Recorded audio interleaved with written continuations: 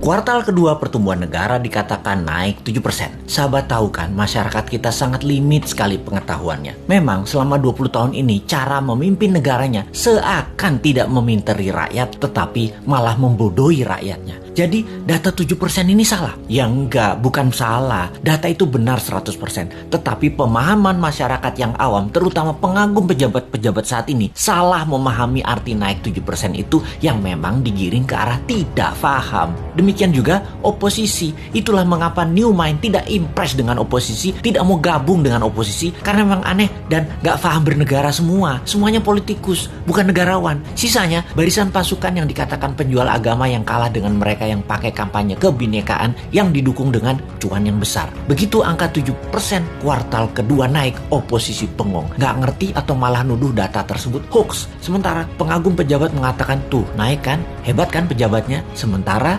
realita tetangga seputaran dan orang jauh sebelum PPKM sudah berat ekonominya. Sekarang lebih gak muter lagi, nambah sekarat, butuh oksigen. Kok gak ada yang naik? Begini melihatnya. Biar makin paham bahwa New Mind mencoba memberikan pemahaman cara cerdas bernegara. Naik 7% itu year on year. Paham? Nggak peduli. Kini kita ilustrasikan. Tahun lalu minusnya 1,9%. Tahun ini minusnya 1,7%. Naik dari minus 1,9% ke 1,7% itu naik sekian persen. Betul kan? Ya betul, naiknya begitu kira-kira. Bukan dari 1,9 minusnya total lompat plus 7%. Ya bukan begitu. Jadi data tidak salah. Cuman demi populerisme, kayak artis gitu deh, nggak boleh terlihat jelek, jadi diambillah mengemasnya dari sisi positif. Itu tidak salah. Yang salah adalah pemahaman banyak orang yang terus dipolitisasi. Mangkel deh 20 tahun ini nggak dewasa-dewasa juga bernegaranya. Lebih mangkel lagi, kenapa setiap masalah pejabat yang ditugaskan, dia lagi.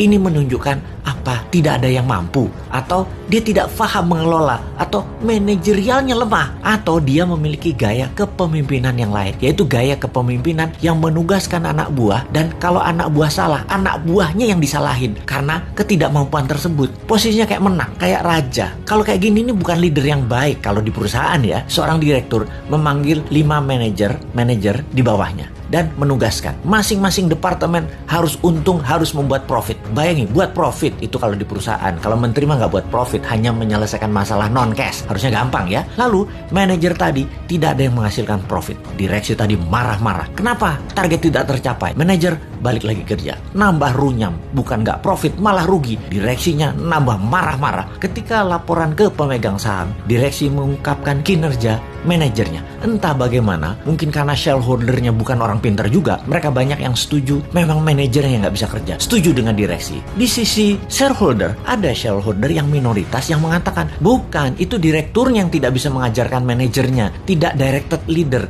tidak berpengalaman bisnis multinasional, memang dia yang tidak mampu. Malah ribut sesama pemegang saham dan berusaha membeli saham milik minoritas dengan harga murah. Lalu diusahakan yang beli adalah investor asing, dan yang minat adalah investor dari Tiongkok yang memang mitra dagang perusahaan tadi. Sudahlah, itu hanya ilustrasi, capek kita balik ke pokok awal tadi. Lalu sektor mana yang naik? Sektor yang dipegang oligarki, yang memang hanya 3% mereka itu, tapi mengendalikan 70% ekonomi. Wis, ngerti ya ilustrasinya ya? Sudah, sana berantem lagi. New Mind mah nonton aja, abis kita dianggap wong bodoh, padahal bodoh beneran.